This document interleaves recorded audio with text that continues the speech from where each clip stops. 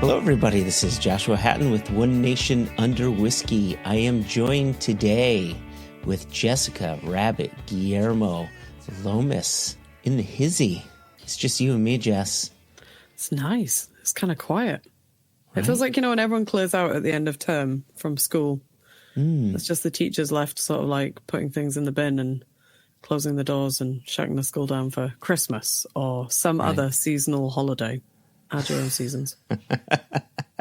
Right? Finally, those pesky kids, those pesky White Walkers are gone.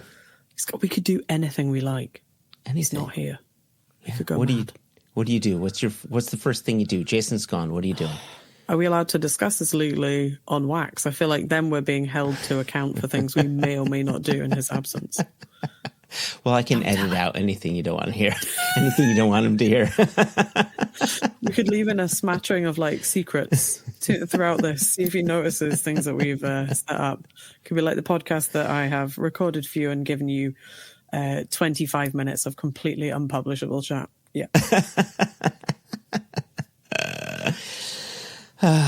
So Jason is he is on the road. He's with his family. He's in San Diego, aka Whale's Vagina. Discovered by the Germans in 1904.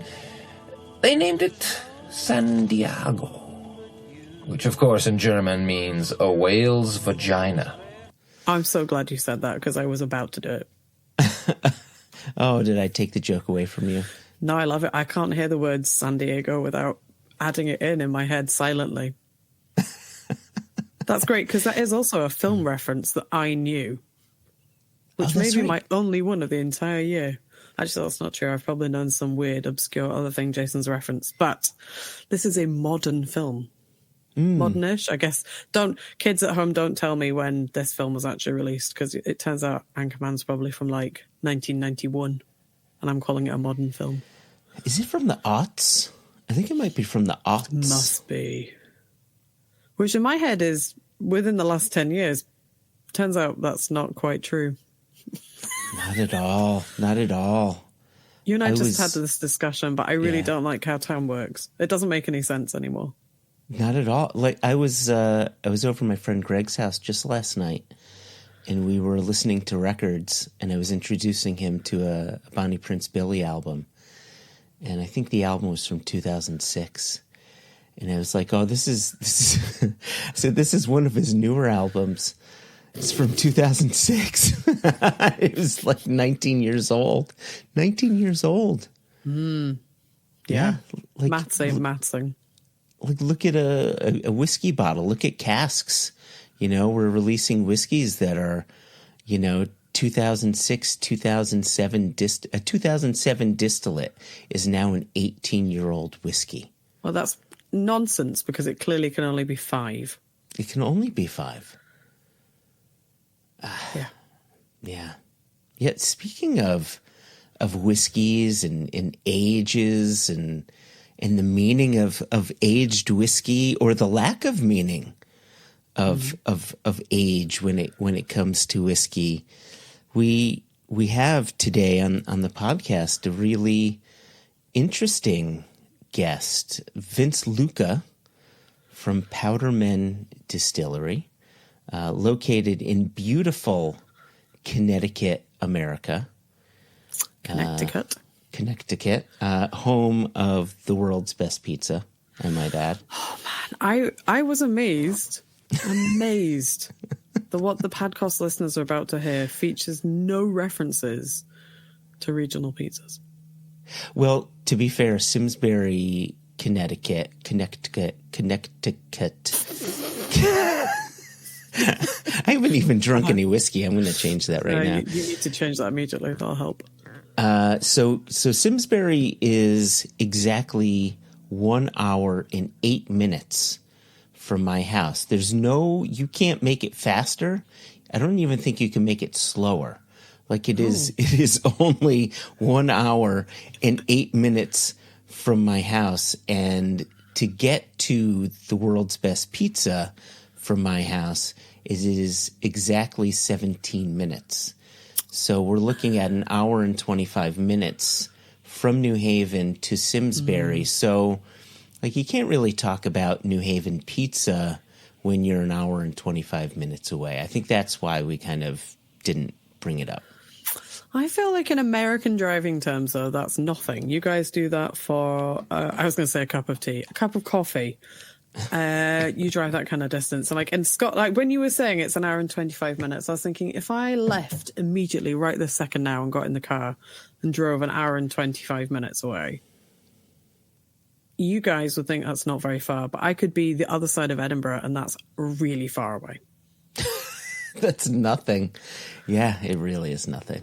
That's why it always makes me laugh when I see these Facebook groups and they're people looking for travel tips around Scotland and they're like, oh, we're just going to drive from Stirling up to Fort William and then we're going to make it up to Skye. It's just one afternoon's driving because it's only blah, blah, 100 miles.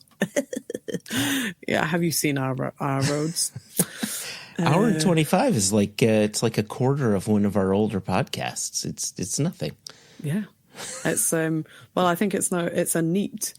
an hour and 25 is a neat extra episode, I think. Is that not our current timing? That's true. Exactly. That's about it. That's about it. Although if you're Matthew, who I interviewed from Good Spirits, a neat 125-hour podcast is about 3 minutes at the speed he listens to podcasts. Oh, that's true. What is it, 8 times? Is that what he does? Oh, I think it's about 129 times. It sounds like basically you've taken helium and you're being fast-forwarded on a cassette, if you want a dated reference. So sticking with the theme of time,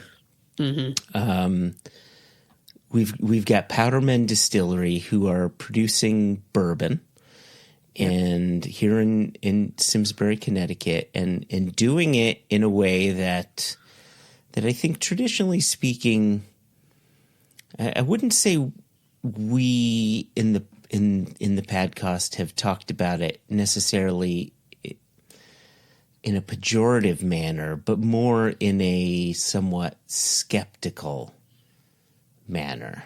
Is that a fair statement? Yeah, I would say skeptical, but I think that's because we think about whiskey, I think, predominantly in the Scottish way. Is that what I mean? Which means that some of the things that these guys are doing are completely alien to what is happening in Scotland. So I can understand why perhaps this would be viewed in a skeptical way. But I can see you doing, and the listeners can't, but I can tell you, you're doing a little nose and a little sip, and you're not screaming and throwing it over your shoulder and running out the room. So maybe the skepticism is unfounded. It's just because it's different. It's different. We're talking around the elephant in the room, and I want to continue talking around the elephant in the room. I really am enjoying what I'm nosing. When I went to the distillery, I didn't know what to expect at all. And when I got there and I heard about the process, I said, I don't know. And I really enjoy their whiskey. I think there's love and care that goes into it because a lot of thought went into it. And I don't think that what Vince and his dad set out to do was to do anything half-ass. No, it doesn't sound like it. Yeah. I want to get to the interview, but before we do, is there anything that you wanted to say going into it? No, I think we should do the interview because otherwise I'm going to accidentally give us a bunch of spoilers, and I don't want to do that. But I'm deeply regretting coming to this interview with no glass, and watching you drink that is making me... Maybe while we listen to the interview, I'll have a scrabble around on my desk and see what samples I can summons up for a little drinky poos comparison at the end of the interview. How about that? That's a good idea. Yeah, get a pour in your glass, and then let's have a wee taste. Okay, commence the interview then, at your leisure.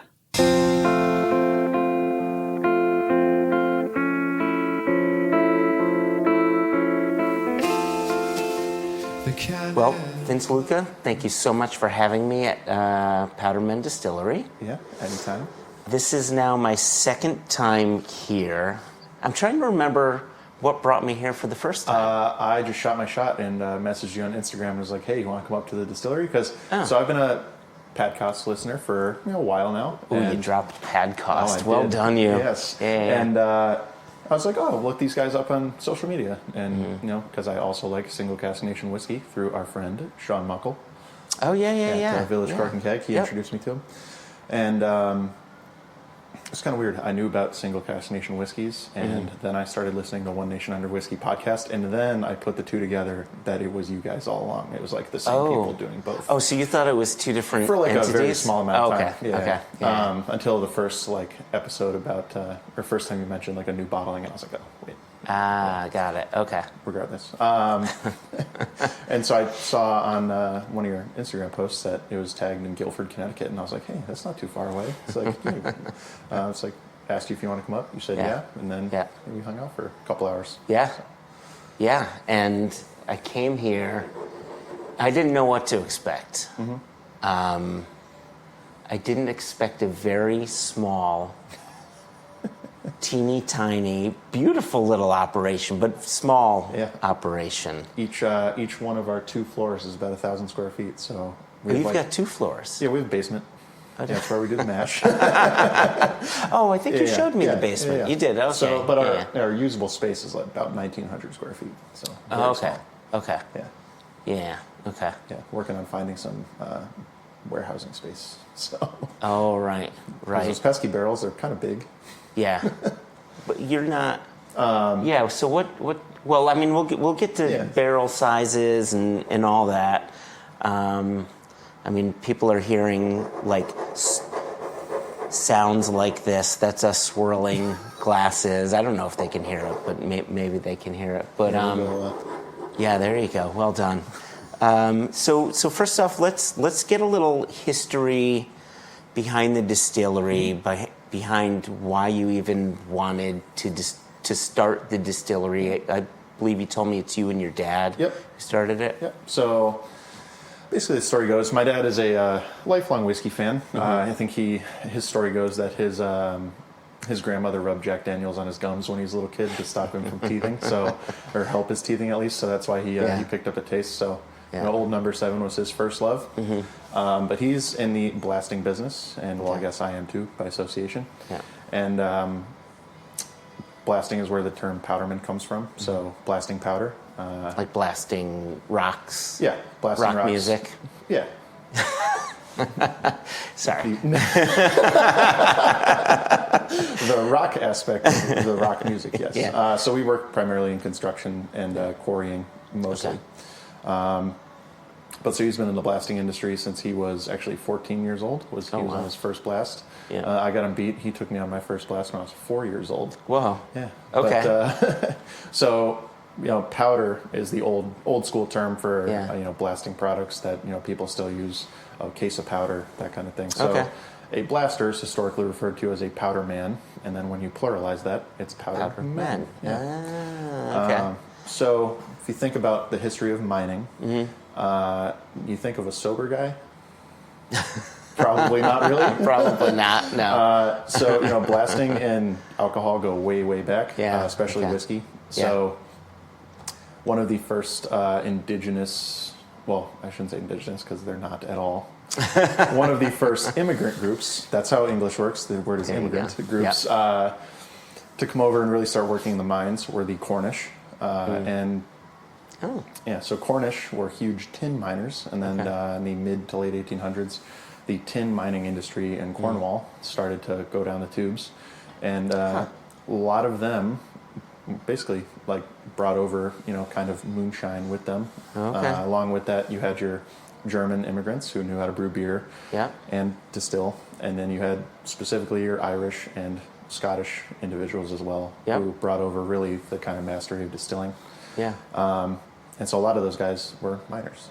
And so even still to this day, a lot of coal miners in Appalachia are moonshiners because you work 7 days on, 7 days off in a mine. What are you going to do with your 7 off? You're going to make whiskey. My dad's run into a bunch of different people that you could refer to as moonshiners in his life as a blaster.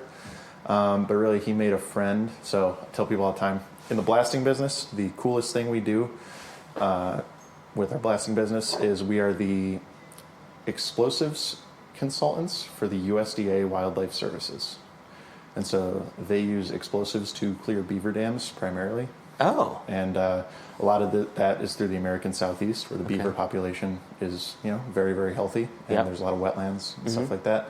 But if beavers happen to build a dam somewhere they shouldn't, or it inhibits a farmer's field or something like that,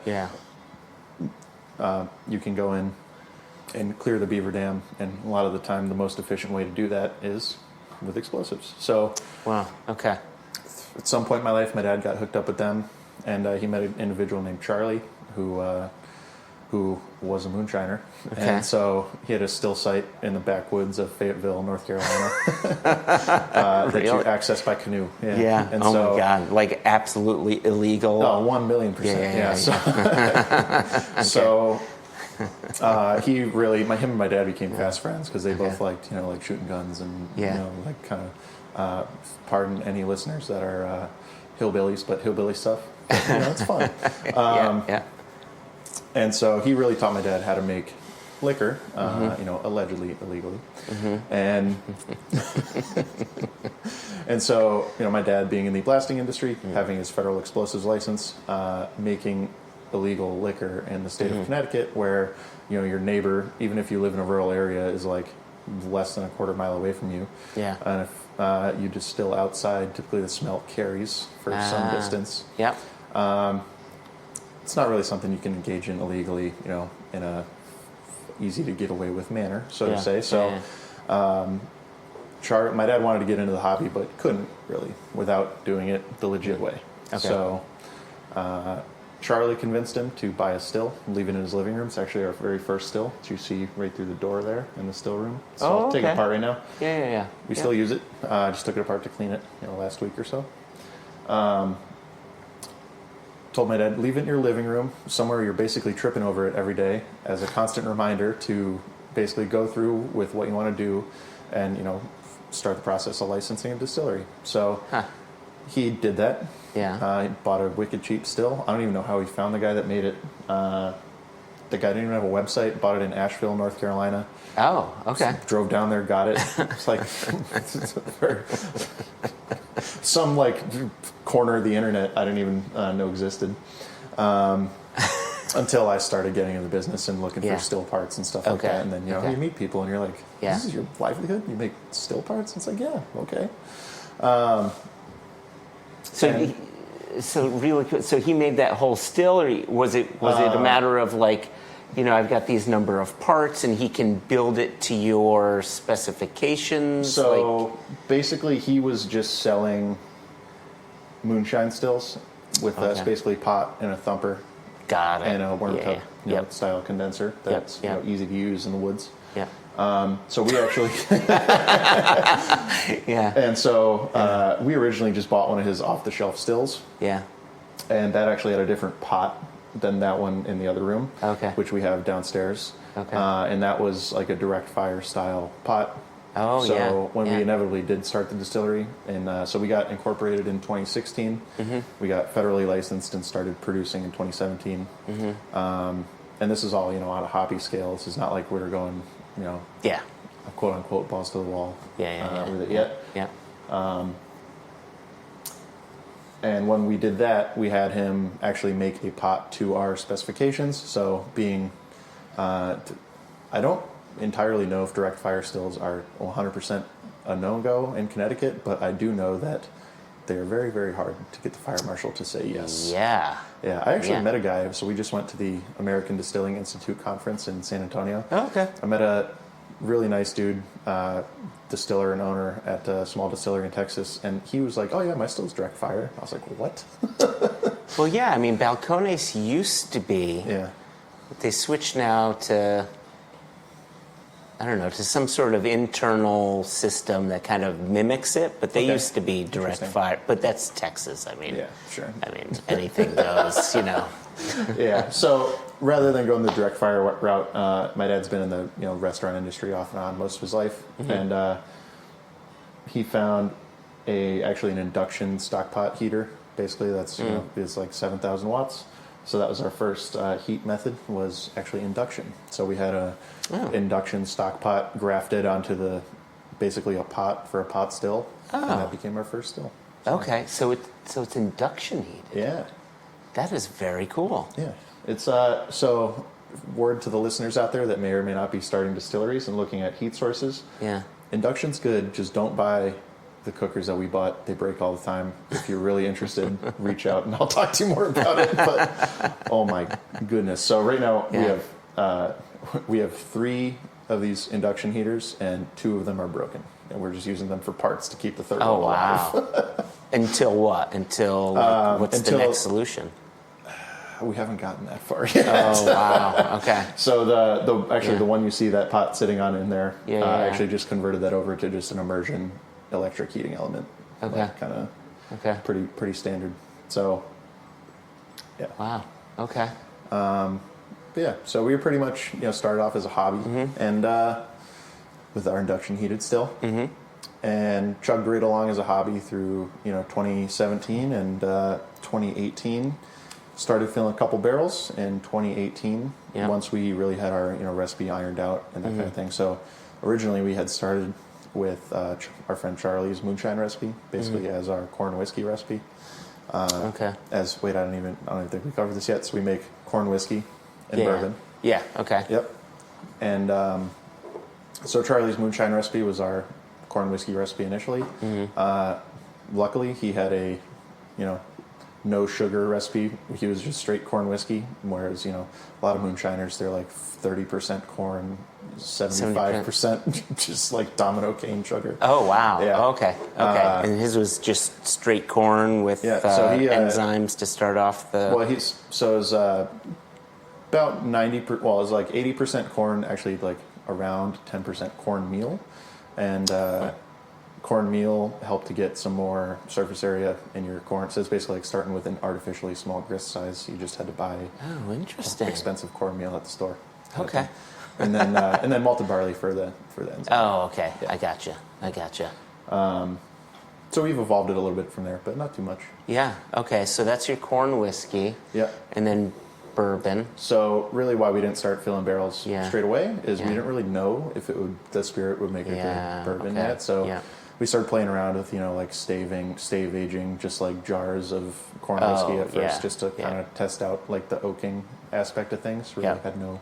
Well, if you ask me, I still don't really know what I'm doing. And especially, I was going to give you a warning. I was like, I've listened to both episodes, recent episodes with the gentleman from Westland Distilling. Yes. Yeah. Shane? Right? Yeah. Shane Showtime Armstrong.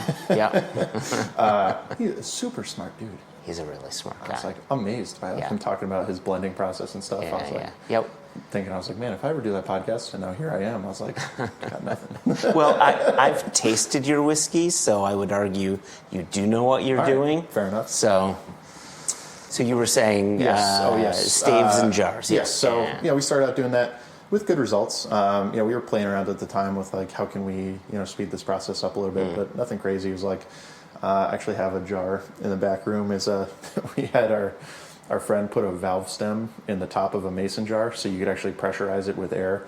And we accidentally blew up a mason jar one time trying to put air pressure in it. We were in the actually I think the glass stayed intact, but the lid literally blew off and hit the ceiling. It was funny.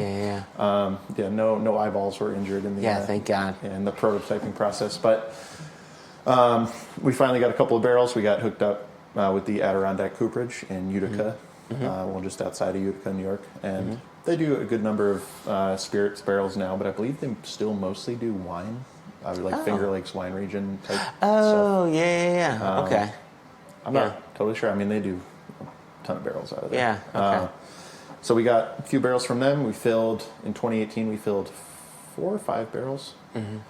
Just small 10 to 15 gallon barrels. Got it. And then we had planned on actually having our grand opening, really taking it from a hobby to a weekend business. In May of 2020. And so that really stunk. We were trying to plan a ribbon cutting with the town and everything, and then it was like, well, COVID, that's a no-go. Womp womp. Yeah. So we had to go. obviously to keep the lights on at the distillery building, which we now had, and it wasn't generating really any revenue. We had to go back to work in the blasting business. Well, at the time, 2019, I was still in college. 2020, I graduated, but my dad, to put his time more focused on the blasting world. And so it's really, distilleries had pretty much taken a back seat. Yeah. For the past 3 or 4 years. Obviously, we still had some activity. Filled another barrel in 2021, and we actually ended up harvesting 3 of the 4 original barrels we had filled in 2022. Yeah. Excuse me. Just giving out bottles to friends and family, selling some to people that would see the door open on a Saturday and just kind of waltz in. But no regular business hours or anything like that. It's just I can imagine. I'm trying to put myself in the shoes or in the ears of the listener. And then we filled a barrel in this year. Yes. And we did, 5 barrels in this year. It really is a small operation at this point. But you had plans for, like you said, having a weekend operation in May of 2020. And so what was that plan? How many barrels were you targeting in 2020? And what was that growth trajectory meant to be in your eyes? So the goal for my dad has always been set the distillery up as a basically retirement income. So he's born at 64. Yeah, so he's getting closer to retirement age. He's 61. And he's turning 62 in January. Oh my gosh, he's only 10 years older than I am. Oh my gosh, that's so funny. I could be your dad, Vince. Don't say that. So really, the goal in 2020, we had, at that point, 4 barrels aging. And we actually were making quite a bit of White Dog. My dad and I and our friends have an affinity for corn whiskey. So, a lot of what we were making at the time, we were just drinking because we like corn whiskey.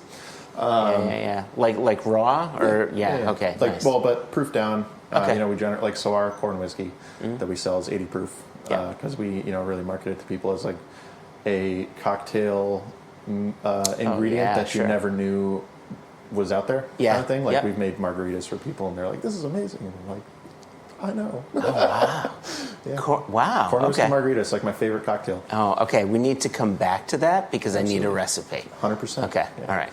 Also, I just bought some bitter orange peel, so I'm going to try making my own corn whiskey-based dry curacao kind of thing. Oh, man. And do a fully in-house corn whiskey margarita. Okay. Other than the limes. I can't grow limes in Connecticut. A little hard. A little hard. So in 2020, we were really planning on doing corn whiskey and 2 barrels and keeping the fill trajectory going and kind of doing doing a couple of barrels a year basically and get our feet under us until my dad was ready to put some more time and energy into the distillery. Gotcha. Okay. Yeah, and that didn't really work out, so we hit kind of just were treading water through 2022 in 2023, and we had filled a barrel in 2021. It was 30-gallon barrels. Could have been a liquid when you're just kind of giving them away. Harvested that in 2023, and for only 2 years old, that was a solid barrel. But I basically from 2020 through 2020 end of 2024, I was out working in industry as a mechanical engineer, primarily on the manufacturing side of things, and really my goal in life was to always not do that forever, and then be a distiller or spend my life doing something better than working for the man. Yep, I hear you. Yeah, and so really just a lot. It all happened a lot sooner than I thought. So I got basically pissed at my boss one day in last December. Quit my job. I gave my dad a 1-day notice. And we took the distillery full time. It was really, honestly, a big jump. And it's actually funny. I was driving back from family Thanksgiving, which I had to leave early to go to my work that I hated.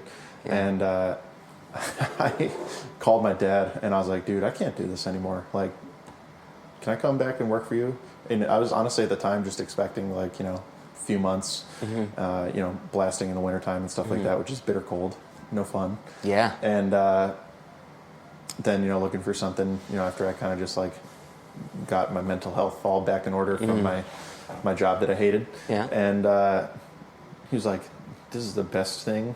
He's like, this is the best news ever. He's like, I wish it was 3 months from now when we had more money coming in, when the blasting business picks back up. He's like, but screw it, we'll figure it out. He's like, all right. There you go. Went into work the next day. Quit, Yeah.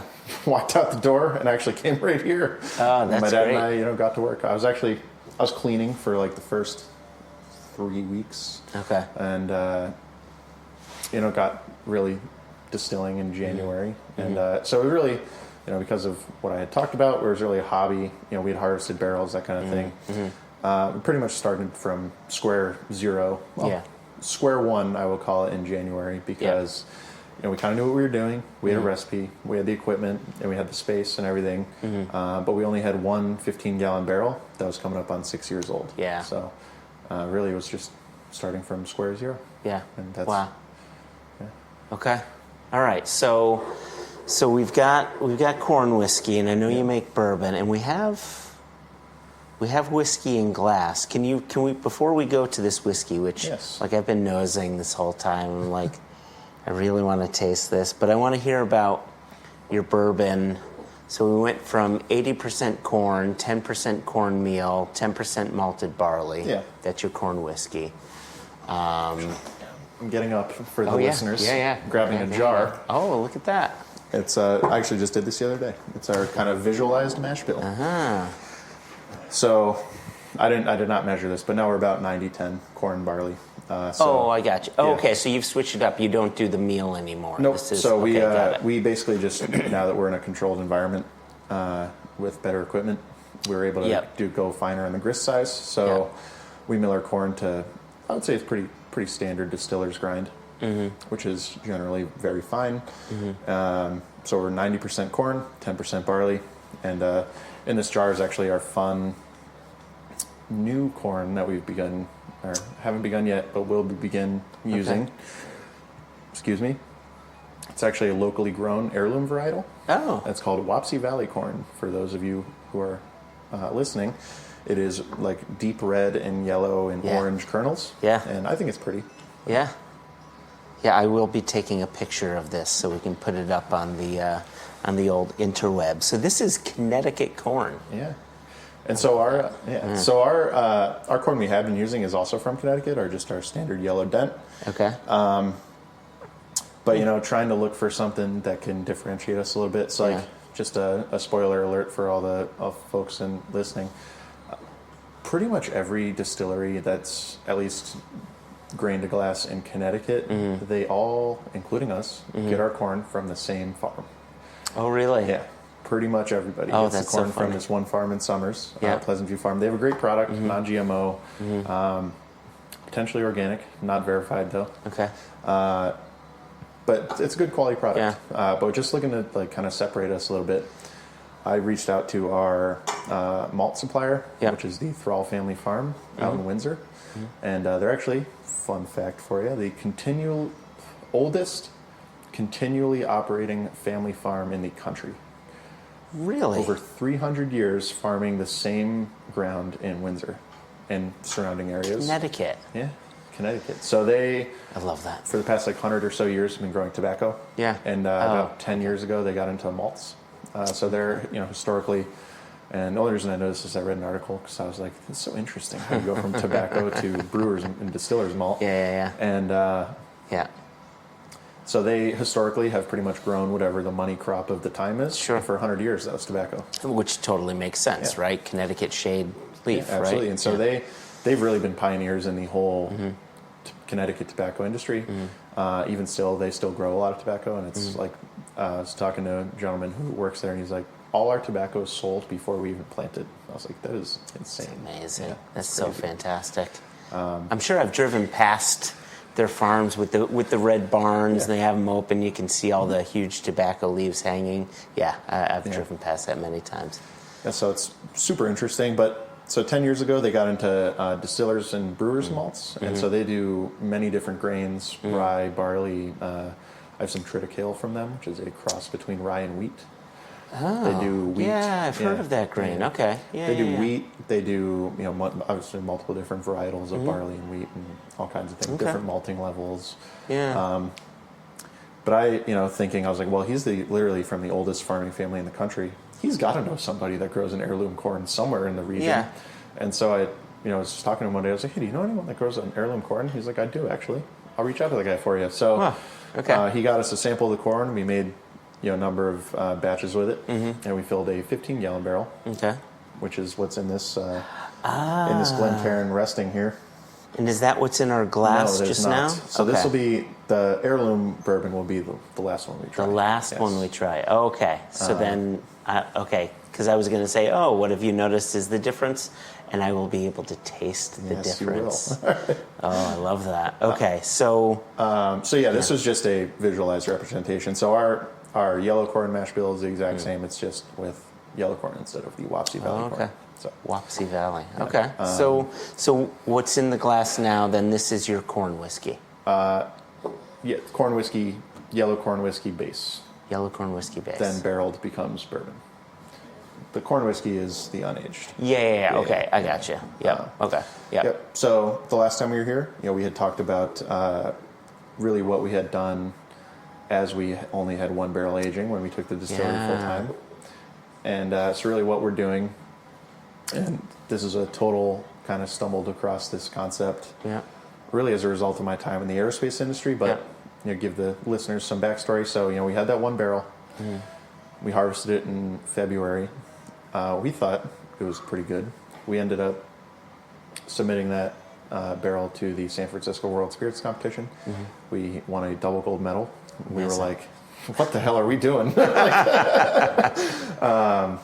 Totally was like, I was driving when I got the email. I was like at a stoplight, looking at the email, and I was just expecting it to be like, hey, sorry, no medal, come back next year. Yeah. Kind of thing. And it was like, double gold, oh my God. I think I started crying. It's totally ridiculous. Didn't expect it even in the slightest. Validation, right? Yeah. And so really that was kind of our, me and my dad, we're like, all right, well, what are we going to do? So there's obviously a future here if we kind of stick with it and, play our cards right. But, being small business owners, even though my dad is a successful small business owner, it's not like he can bankroll an entire distillery for 4 years without making really $1 on any kind of aged spirit along the way. So we're trying to figure out, paths forward.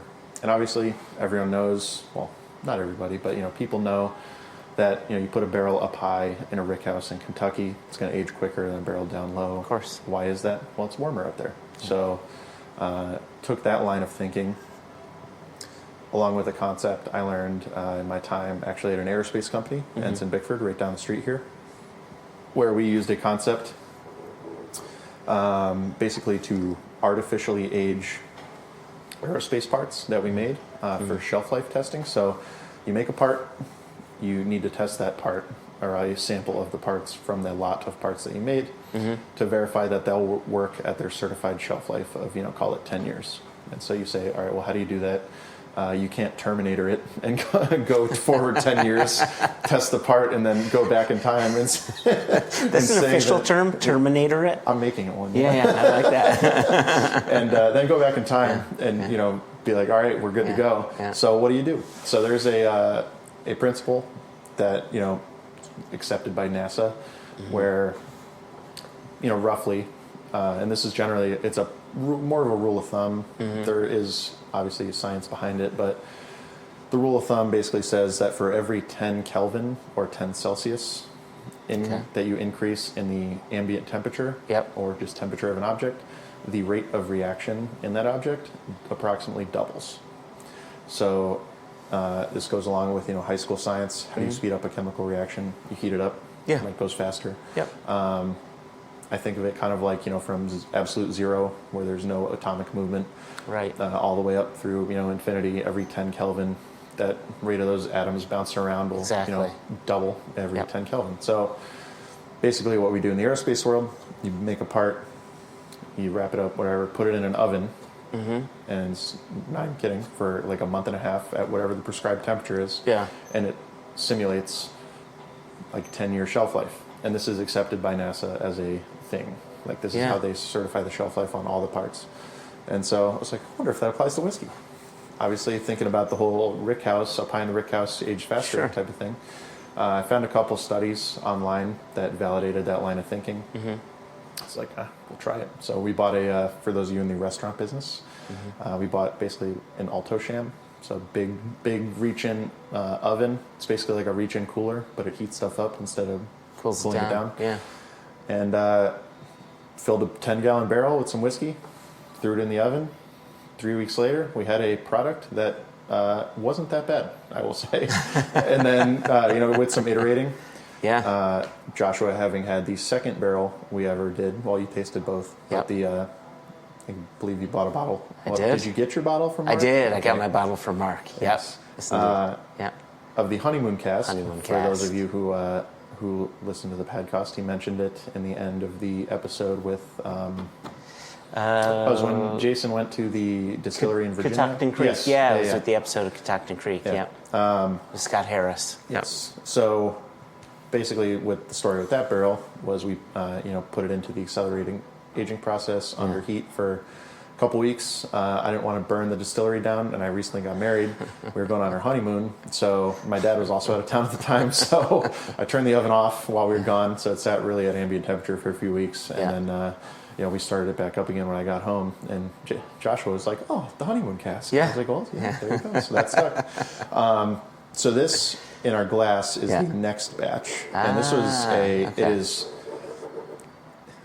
it's good, but it is more pivotal in the learning process than anything. So, learning process from what perspective? I will tell you after you take a sip. Oh, okay. Yes. Okay. All right. Well, first I want to nose it again. I mean,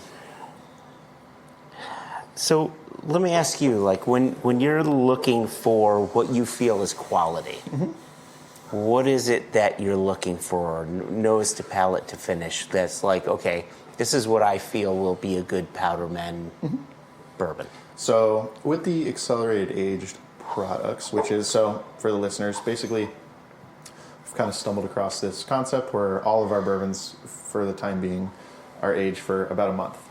Okay. A little bit more, a little bit less. So amazing to It's me. crazy. I wake up just every day and I'm doesn't- like, what am I doing? And it doesn't nose like, it doesn't smell like it's been force aged. There's a lot of other companies, and I know I asked you a question and I didn't give you a chance to answer it, but I will in a second. But like, it doesn't,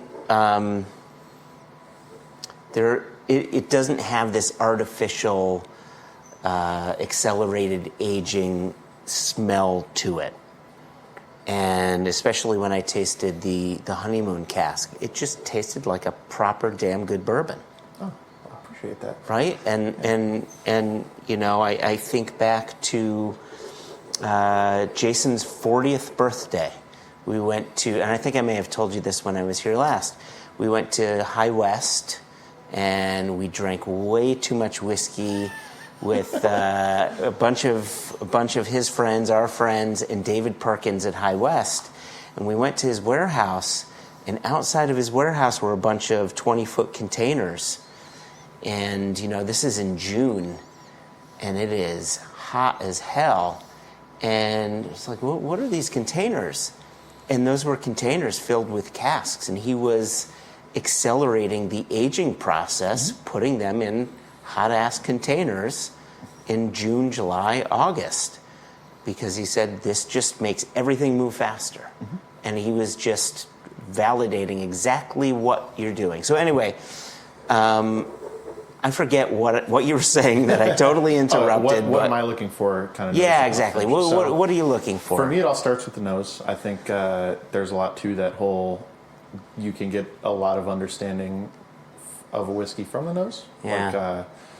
I know there's blenders out there that don't even taste their whiskeys if they don't pass the nose. The nose test. Yeah, that's me and Jason. We don't do it. So for me, if I'm sampling a barrel or something like that, it'll start with the nose, and if the nose isn't ready, I don't even bother with the taste test. I just dump my sample back in the barrel, and I'm like, needs more time. So on the nose, generally what I'm looking for is a lack of harshness. So, like, you know, with corn whiskey, and generally we have, I would call it, so I should have mentioned our corn whiskey won a gold medal at the San Francisco World Spirits Competition as well. So I can now say I know we have pretty good corn whiskey, which is our feedstock for the bourbon.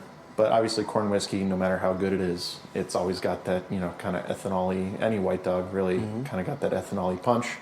So first and foremost, I look for that to go away. Secondly, I try not to make any kind of preconceived notions on specifically like aromas I'm looking for, just that it kind of becomes pleasant at a certain point. Okay. So interestingly enough, and I don't have any samples, I wish I did, but with the accelerated aging thing, there's kind of a strange funk that just like comes along with the nose. Yeah. For most of the time, and then literally like overnight, it'll just go away. Oh wow. Yeah, and so when I know when I get to like the 3-week mark, I'll start sampling like every day, every other day, and you know one of those days it'll be like, all right, I now know this is it's there. Yeah. it's getting there. Oh wow. Okay. And then from there, on the palate, one thing I've been focusing on recently is palate continuity.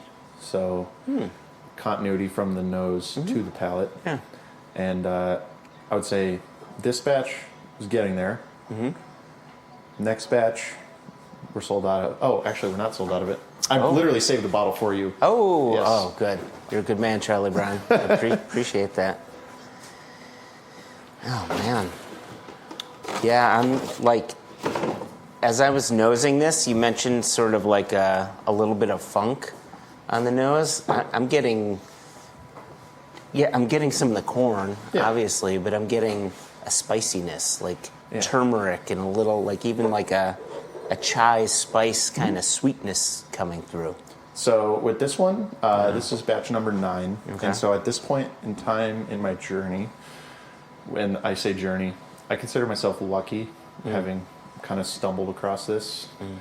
You know, how long would it take a distiller generally to go through multiple production cycles of bourbon to be able to kind of knowingly tweak their process and actually see the end result?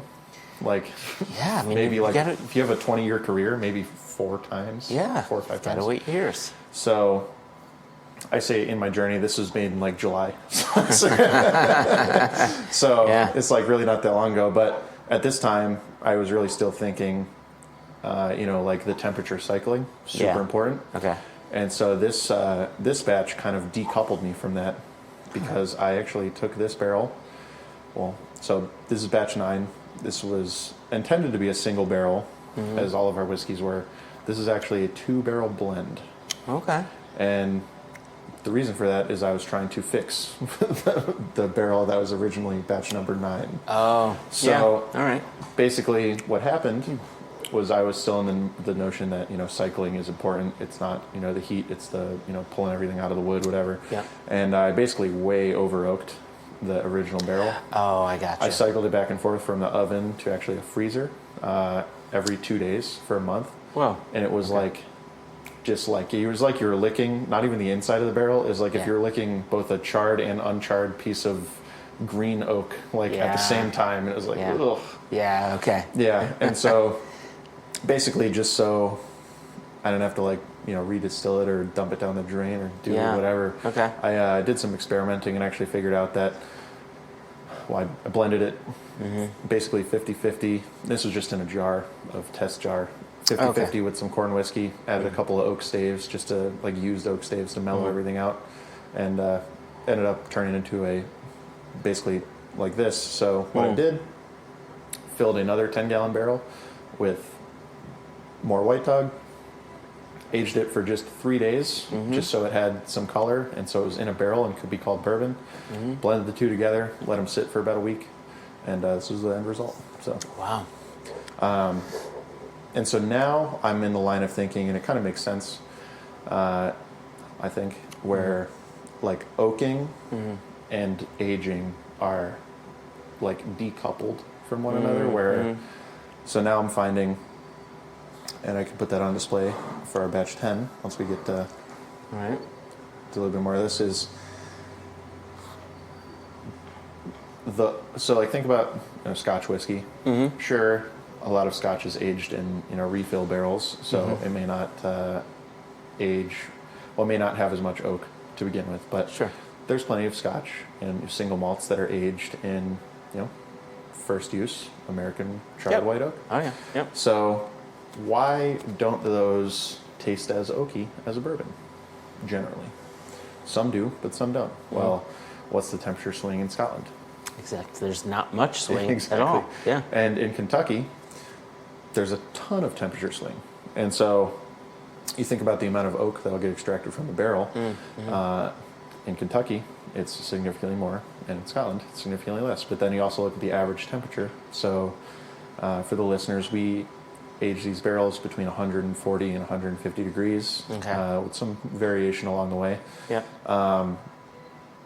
I actually looked this up. So the average yearly temperature in Bardstown, Kentucky, over the past 3 years is about 60 degrees Fahrenheit.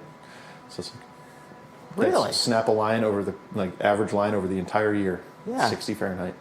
But the fluctuation is massive. Okay. So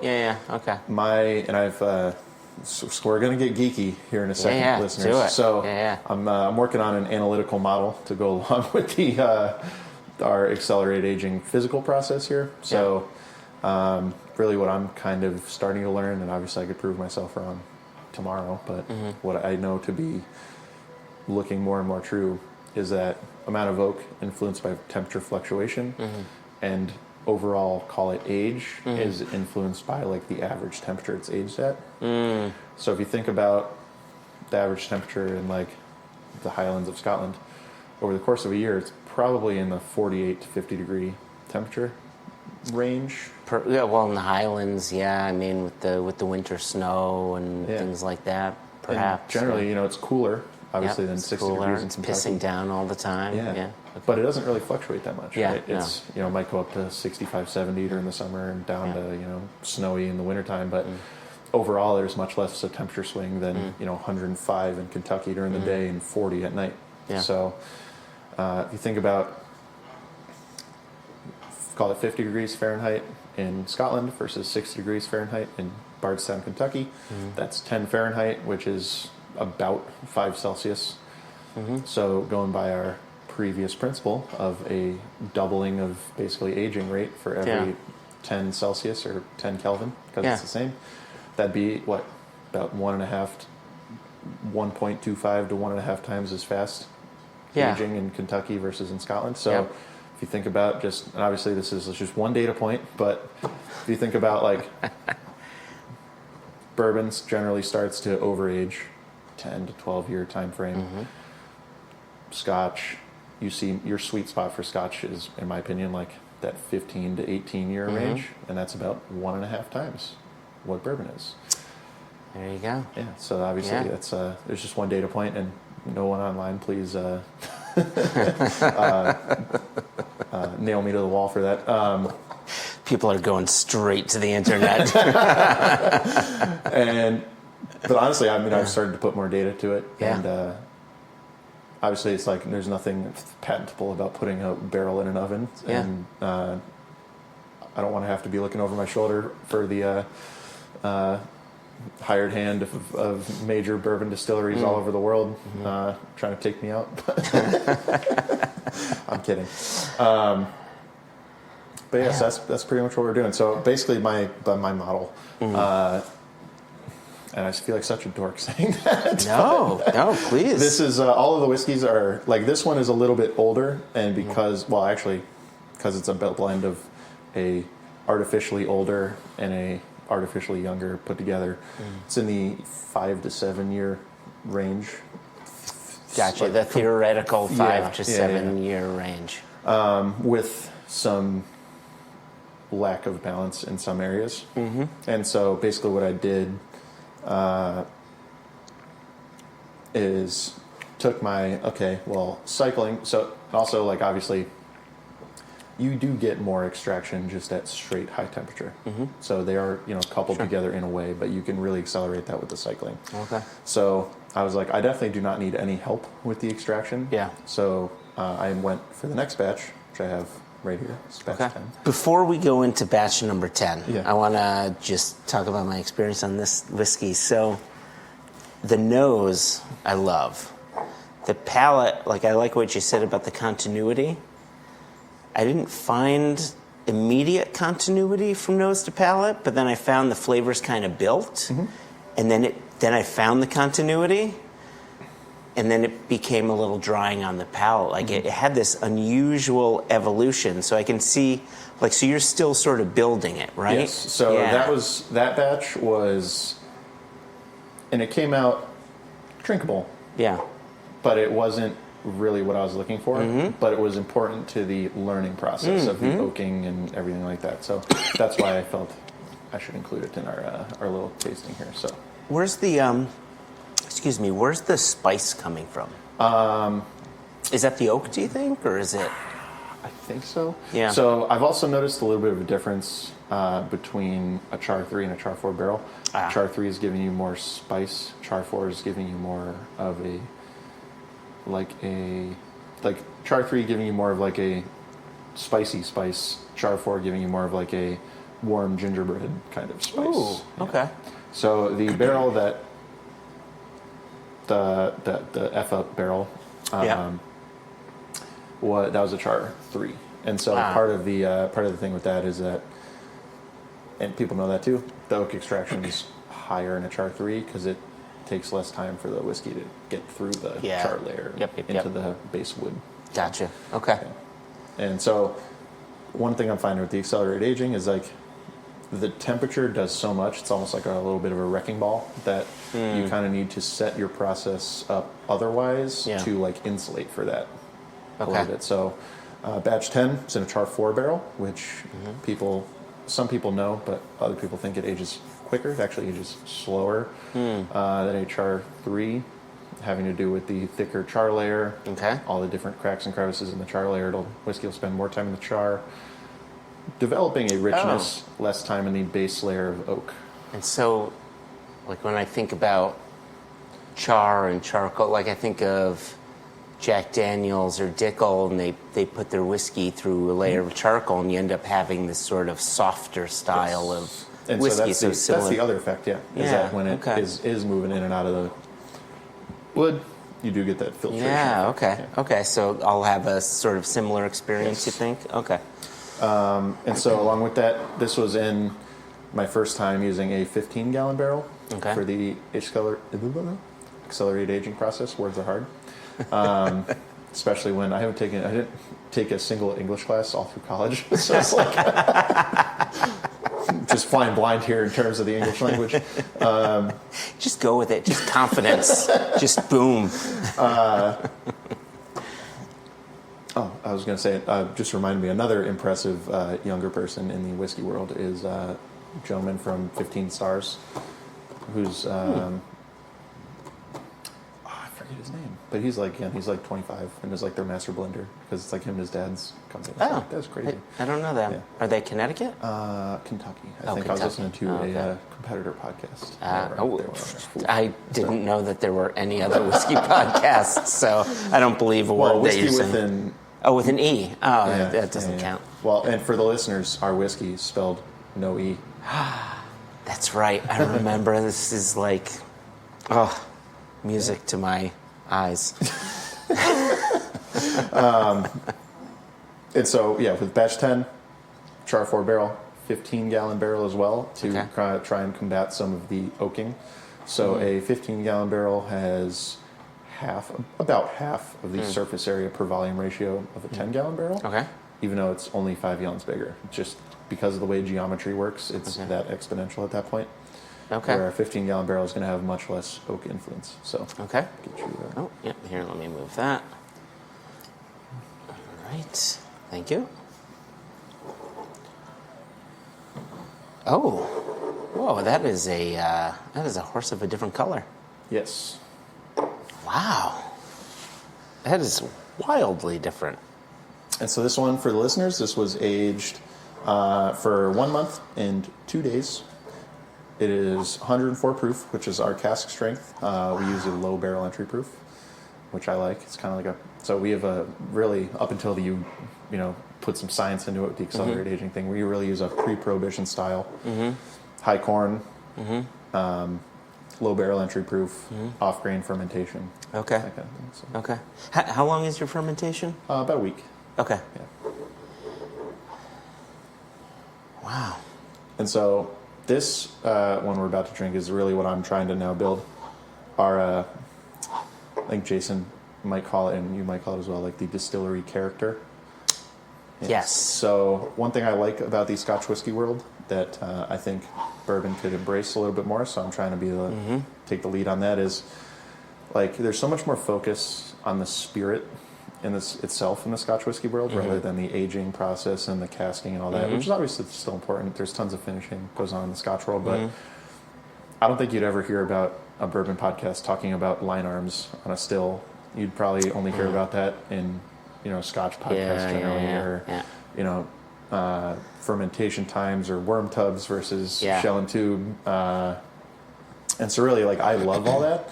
And I think there's, a lot to be gained from focusing more on that in the bourbon world. So, really, that's where I'm coming from here. And so I think this is a good sweet spot for me. Wow. This is really first batch, I think, that's, started to build some continuity with the palate. Gosh, it is. So the other one, by comparison, batch 9, was definitely oak forward, big spice. This is soft, pretty. It is. I don't even know what to say, but it is. I don't want this to sound how do I want to say it? Like, this is such a welcome nose. Like, I put this to my nose, I'm like, this. It's such a surprise. It is not what I'm expecting at all. It almost noses like a Scotch whiskey matured in new char oak. Back to what you were saying before. It's that softer style of new charred maturation. Note, I was loving the conversation with the gentleman from the Diageo, but the Clynelish distillery. Oh, Ewan, yeah. Yeah, and talking about like waxiness, and really something I'm focused on too is mouthfeel. So I love like a thick spirit, and that's why I went with the lower barrel entry proof. So we go in the barrel at 104 proof.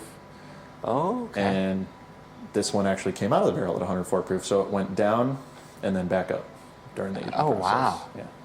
Okay. But low barrel entry proof, I feel it gives us a much thicker kind of almost waxy spirit.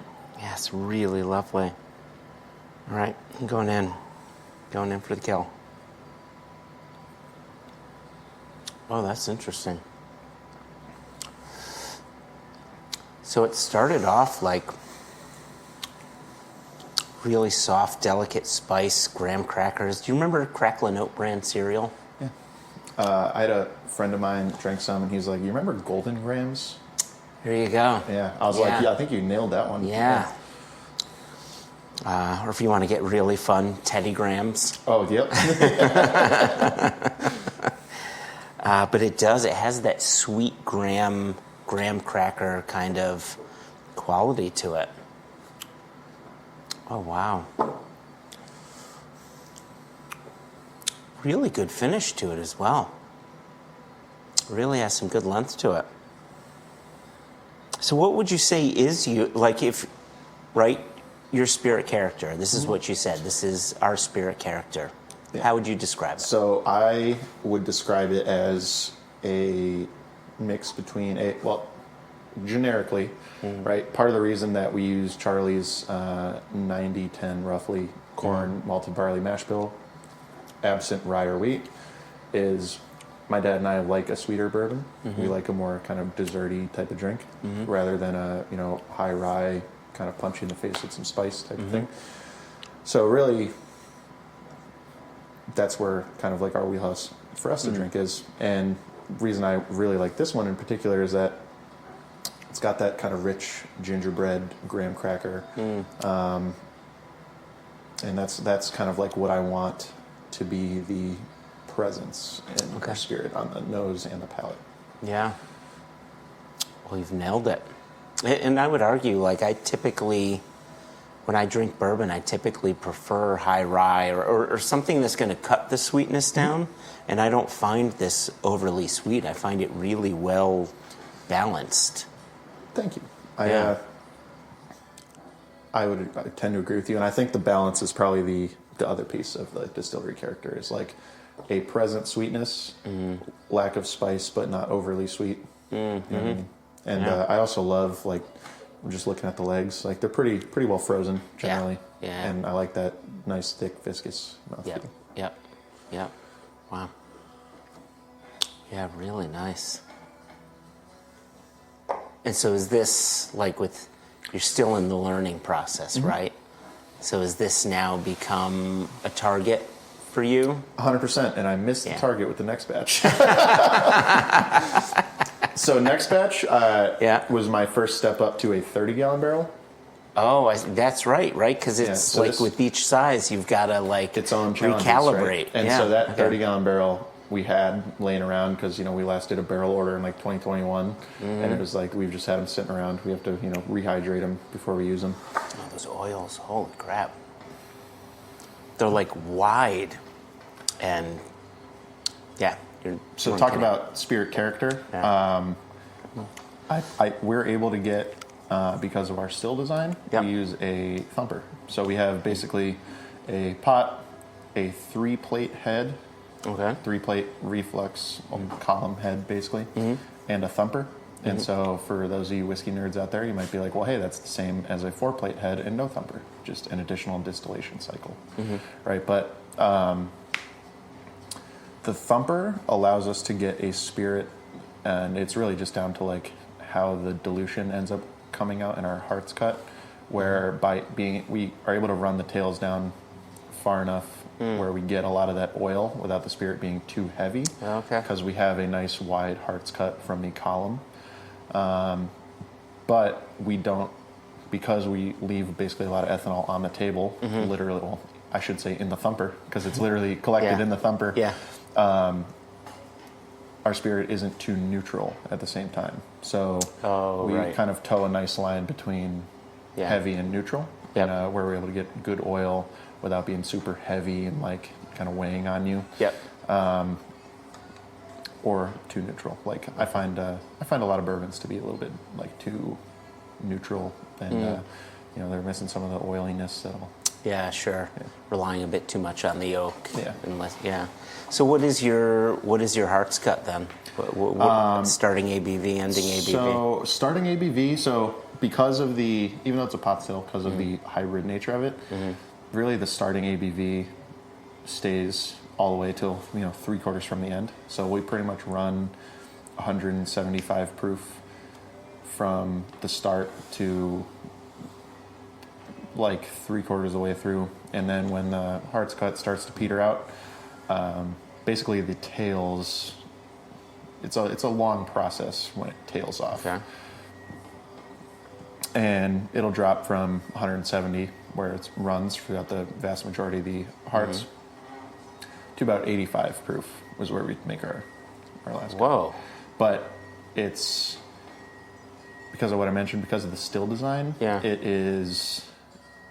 It's hard to articulate like how it actually affects the whiskey, but it even though that sounds like a wide tails cut, it does. It sounds like it's not. If that, I mean, no, it doesn't make sense. But so it put it this way. Basically, we put the product through 3 distillations, or 4 actually, before it enters the thumper. So at that point, it is light enough, or even if you take it down to 85 proof in the tails, you're leaving behind a lot of the fusel oils and that kind of thing. So for our listeners who are a bit more Scotch-centric, can you remind them what a thumper is? Yes. So a thumper is a American, generally, apparatus that is, you may have heard of it called a doubler as well. Oh, yeah. And so basically it's like taking your 2 runs and jamming them together if you have a wash still and a spirit still.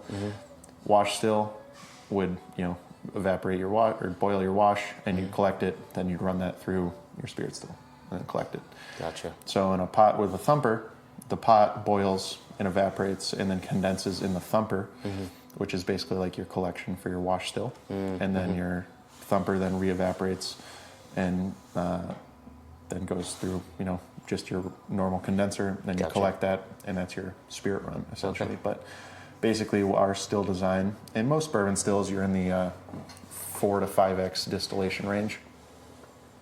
Our still, before the thumper, we have a reflux column, and that allows us to impart basically 3 additional distillations before it reaches the, call it the spirit still. Okay. So you're able to get the lightness of a column still with the heaviness of a traditional pot still, and kind of balance those out. Got it. Yeah. Okay. So what's next? All right. So next is going to be our batch 11. Okay. So this was our first foray. You get the cork pop. There we go. Ah, well done. This is our first foray into a 30-gallon barrel, and this one happened to be a char number 3. So this is where I started to learn a little bit more about the char levels. Okay. And so this one has some of the character, I would say. Okay. Where it's, I think, missing a little bit in terms of the target, which is batch 10, is on the softness. So, and I'm almost positive that is from the char 3 rather than the char 4. So you get more of that kind of forward oak spice rather than the softness that the heavier char imparts. I gotcha. Yeah, there's some connective tissue though. Yes. Like I'm still getting that sort of that Teddy Grahams, right, and that Cracklin' Oat brand. There's just like that richness there, but the spices come through. And I will say, had I done this first, this probably would have been my target, but I think I just ended up liking the previous batch so much. You know what I mean? Okay. It's like yeah. Okay. Yeah, deeper color as well. Not that I'm a color guy, but it's deeper color. Yeah, it's got a nice nose.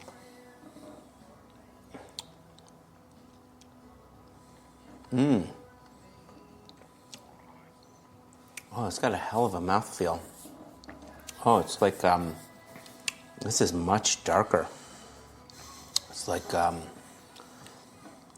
espresso bean. It's like really earthier.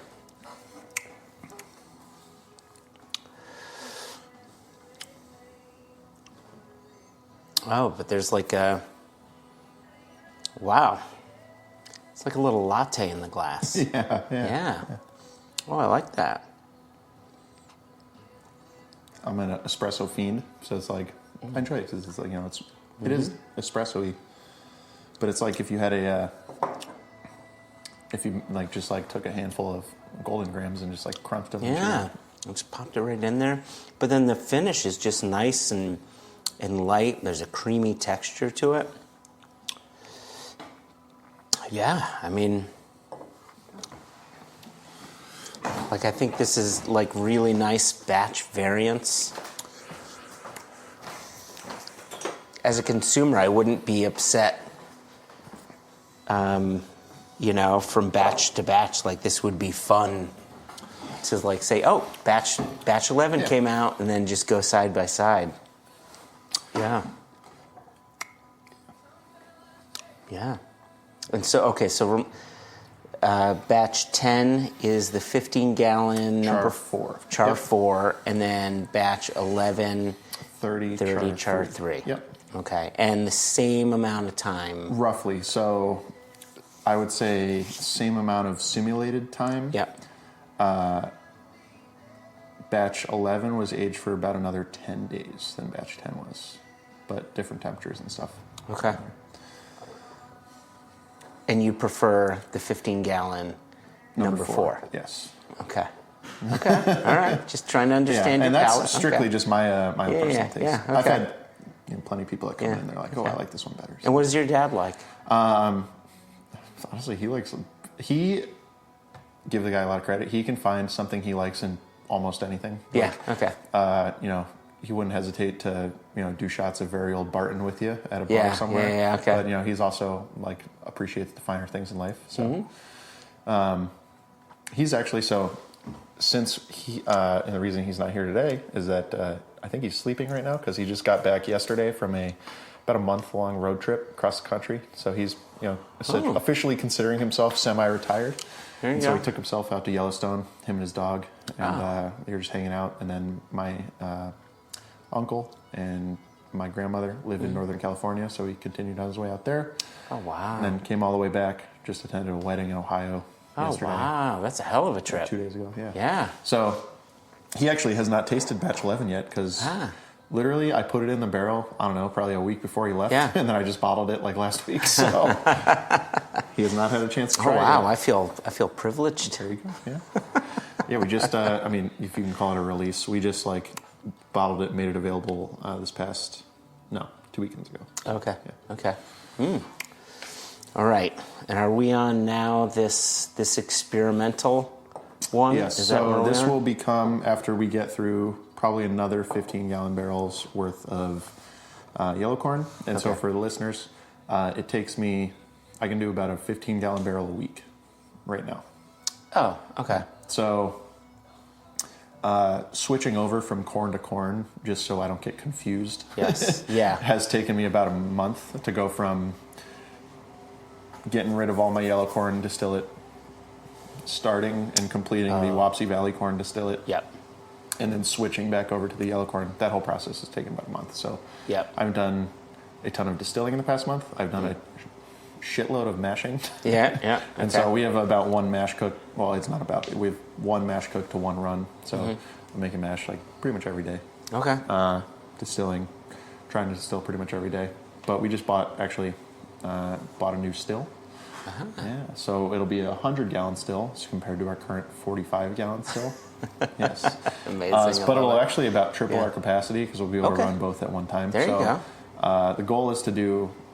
Well, and I could say the goal that we will be doing either one 30-gallon barrel or two 15s per week as of about next April.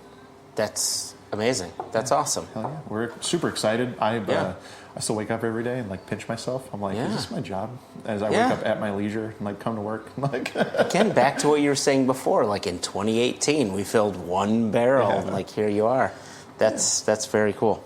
All right. So for the listeners, we've had, before we started podcasting, and it's actually still a little bit warm, I just pulled a barrel sample. Oh, wow. Straight from the barrel. Yes. Oh, wow. Okay. So this is our first batch of our Wapsie Valley heirloom corn bourbon. And this will become... Honestly, we made the decision to switch over before we even put anything in the barrel. The White Dog was so much more flavorful. For the listeners, Joshua's guarding his glass from a fly right now. Yeah, there's little fruit flies around here. Yeah, I actually just discovered a fruit fly haven that I've been searching for about a week, and I got rid of it today, so they'll disappear. Okay, they'll die eventually. Good. These little bastards. But things I never thought I would have to worry about, like chasing down fruit flies and fighting off mice and stuff like that. Yeah. Anything grain and beer. Whoa. So, you talk about cleanlish. The heirloom corn, I would call waxy. I've never had cleanlish, but on the nose, this gives me not the apple part, but how you smell a waxy piece of fruit, almost like that. Yeah. Kind of thing. Oh shit! I wish I'd known that. I would have brought a bottle of Cleanlish with me next time. There you go. So, with the White Dog from this, we were like, oh my god, this is so much better. The mouthfeel, the flavor. So our corn whiskey has a very good flavor, but it's, I would say, a bit shallow, and that comes from really the corn. The heirloom White Dog really was a full palate, start to finish, front to back, side to side, flavor kind of the whole way through the drinking experience. And we were like, well, this is definitely going to make good bourbon. Wow. At some point. And then, so here we are. Yeah, it's got there's an unusual sort of brightness to it that I didn't get in any of the others that I often refer to as like this high sweetness, like a cotton candy kind of sweetness that just sits above everything else. Sure, yeah, I get that. So, also for the listeners and Joshua, talk about distillery character. I was happy with batch 10. I like this in a different way, and I really like it in a different way. So that's why I'm thankful we're small enough where it's like I'm not really effing up any kind of like character we've built up over the years. You know what I mean? Yeah. So I'm more than happy to kind of start anew. And the ratios are the same. You've kept the mash bill the same. You've just changed the corn. Kept the recipe the same too. So it's really just swapping out the corn. Okay. Interesting. And it's also interesting how much variance just a corn will give you. Like, have you found the yield is the same? Better. It's better. It's better. Oh shit. And it's also cheaper. Oh my gosh! Look at that. Yeah. Well done. You never hear that. Never, ever. I was like working with our farmer, and he was like, "Oh, here's the price," and I was like, "Really?" Yeah. That, I'm not gonna lie, did sway my decision a little bit. Yeah. Wow. Okay. Yeah, that's don't look a gift horse in the mouth. Is that what they say? Yes, it is. Yeah. So along with this, I've also changed our yeast blend. So. Yeah. Oh, there's like a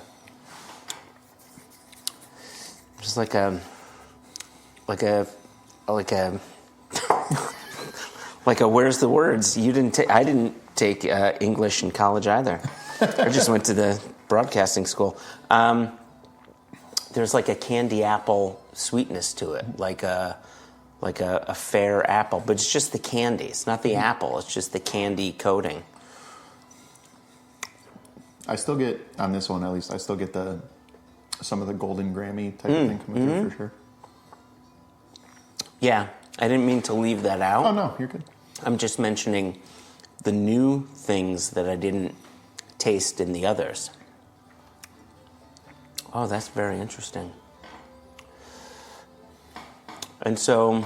So this one still has about another week in the aging process, which will be I would say the equivalent of like a 2 years of drinking experience. Yeah. And you say it's got another because you're still getting a little bit of the funk on the nose?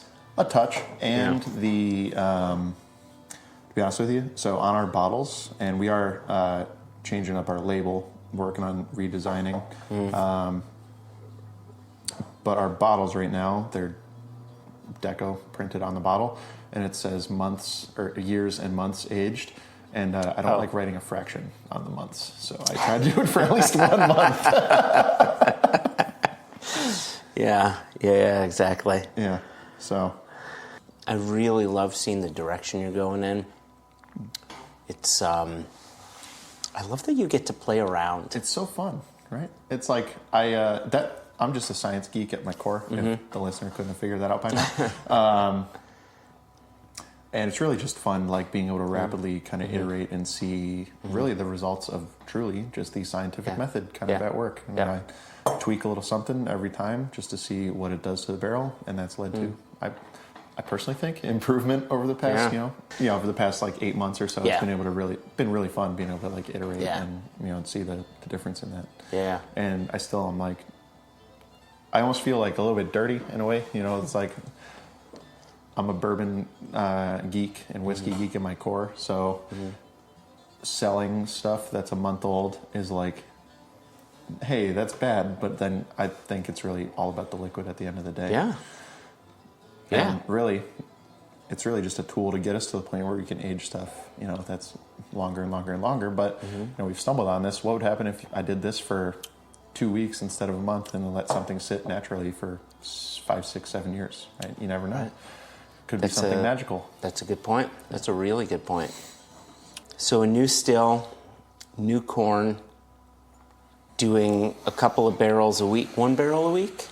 No, 1 barrel a day. 1 barrel a week. 1 barrel a week? Like, but bigger barrel or bigger 2 smaller barrels. Yeah. So, my goal is basically like 12,000 bottles a year.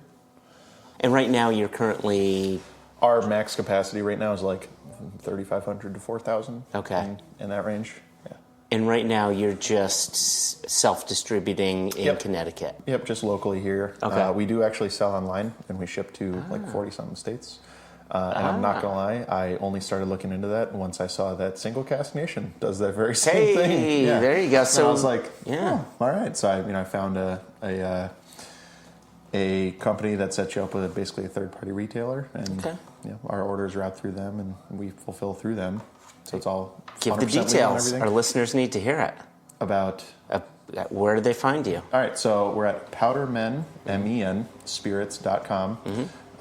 You can buy any one of the things that we tried today on there. The only caveat is that we sell either our 90 proof release or our cask strength offering. If you really, and this is the luxury of being a 1 to 2 man operation, depending on the day, if you really want a certain bottle, certain batch, or something like that you may have seen somewhere, just email us, place an order, and we will just give the correct thing to our retailer to ship. Yes. Gotcha. So with the batch-to-batch variation, it's proved to be more of a pain to do it, like how you guys do with a new label and everything every time. I would love to be able to get to a point where we do that, but for us it's really challenging. So we just do different batch numbers for everything. So what's your email address? My email address is Vince, VINCE, at powdermenspirits.com. Yeah. Beauty. Yeah. Vince, this has been awesome. Thank you so much for sharing your story and taking me through these whiskeys that have been delicious. I've got my honeymoon bottle, and you said you put a bottle to the side that I need to purchase, so there you go. So I just want to toast to you and to your dad, and nothing but success moving forward. Thank you, Joshua. I appreciate it.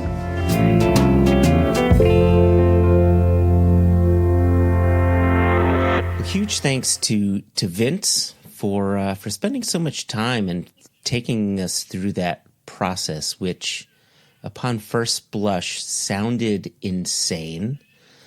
And then as you go through it, makes absolute sense. And I love the thought process as he's building it out and as it's evolving. I really enjoy what's going into it. And here I am. I'm drinking what I went home with, which was the latest batch. I think this was batch 10. So that's what I'm drinking right now, and it's graham crackery. It's got a rich texture to it. There's a lovely spice going on to it. And what are we at? What's the ABV? 52%. Oh, I think this was the one that was like it went in at 52%, and then the ABV went up, and then it went back down, and then it just stayed at the entry proof, which was great. That's such a crazy concept to me, the idea of it going up, I guess because I live in Scotland, and famously that's not really an issue we have very often. So the idea of you putting something in a cask and it getting hotter instead of the angels taking it away is always sort of blows my mind a little bit. Super cool, super great whiskey. And then in the back, I don't know if you could see it past my afro right there. That's the honeymoon cask right in the corner. Oh, nice. There. Yep. There you go. That was a fun little detail to the process of him talking about what they were doing. I feel like we're in the spoiler. We can do the spoilers now. Everybody understands the process. Everybody's, I think, is maybe taken aback. So hopefully everybody is sold. Hopefully everybody they're buying into it and they get it. Hopefully there's no skeptics here, because I'm vouching for this. I believe in what they're doing. And I urge people to check them out, to go to the website, to get a bottle, support them, what they're doing. Small pop and son. I was going to say mom and pop, but pop and son operation. And check them out. I think what they're doing, they're making proper, good whiskey. And let your skepticism be I don't know what the word is, but yeah, Banished. let it be banished, dispelled, if you will. Even better. Yeah, there you go. So yeah, All right. So go ahead. I'll let you So talk my first point that I wanted to bring to your attention is I love some of the words that I heard were great. For example, Wapsie Valley Corn. Yeah, isn't that great? That is great. Conjured up all sorts of like mad ideas in my head. I have had a little look. He's right. You're right. It is very pretty corn. Mm-hmm. If corn can be pretty. Yeah. I think so. Yeah. I always want to know though, if you made that into popcorn, not change different, do you get different flavors of popcorn? No, it comes out, it pops, and it's got that same white interior, and it tastes the same. It just looks nice and pretty. Yeah. I was. I mean, to my palate. I mean, there may be popcorn connoisseurs. We should find some popcorn connoisseurs. Okay, right. That's my mission for 2026 to get on the podcast. Write in if you are a connoisseur of popcorn. I liked all of it. I loved the origin story. I like the idea of it being. First of all, I think being a blaster sounds like a ton of fun. Who doesn't want to blow shit up? Sounds great. I like the idea of some sort of slightly forbidden little hidden away still in Northern Carolina that you said had to be accessed with a canoe. That sounds great. Sounds like the American dream moonshining somewhere else. I like the idea of it then becoming legal.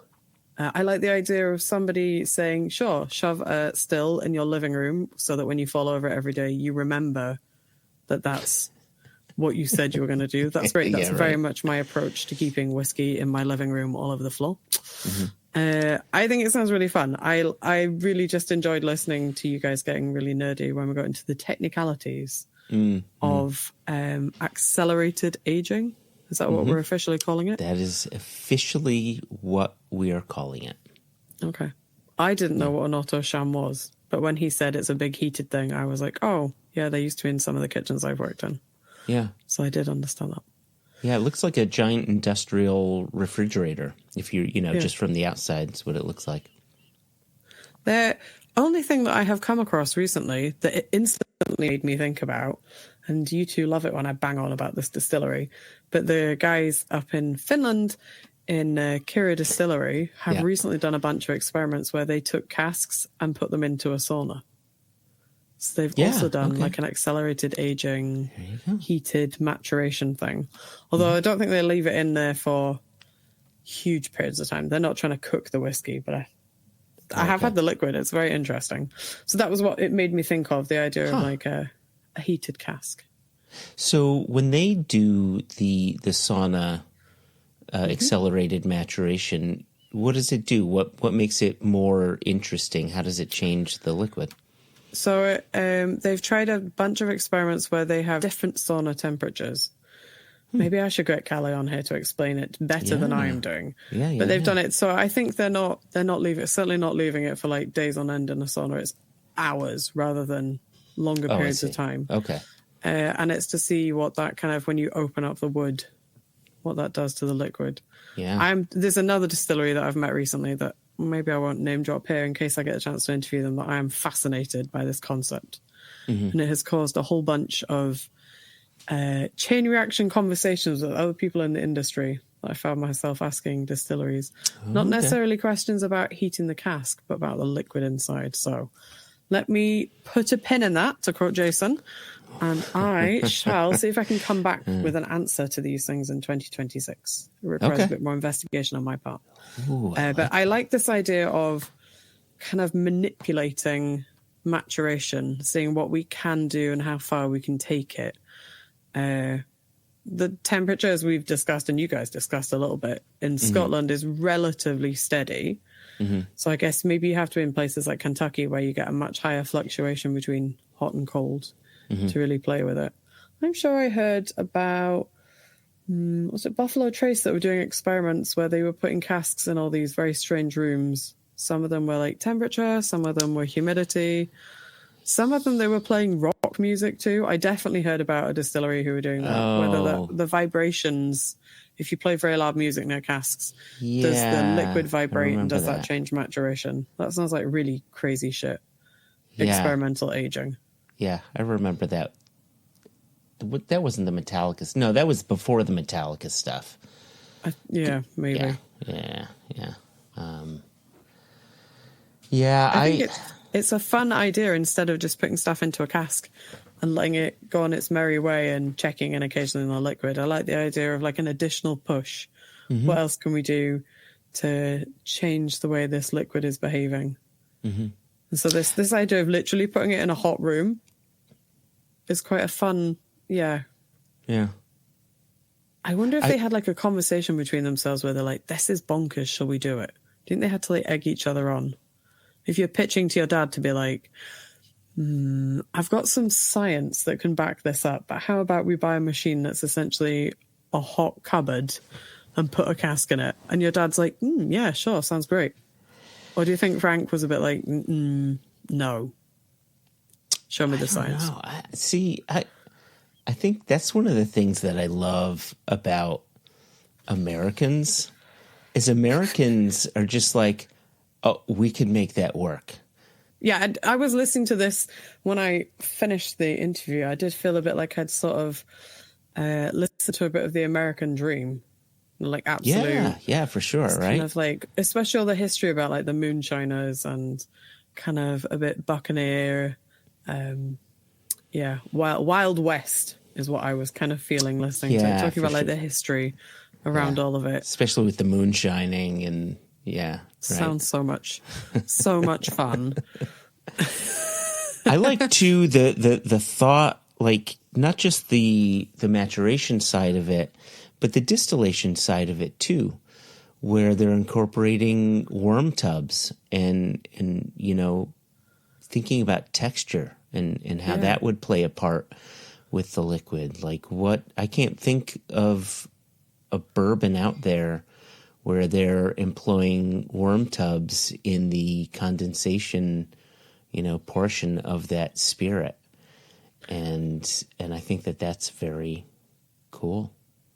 I guess there would have been some sort of rudimentary device that looked a bit like a worm tub in the eras of moonshiners. Oh, I think it's I think that's like, that is a part and parcel of moonshining.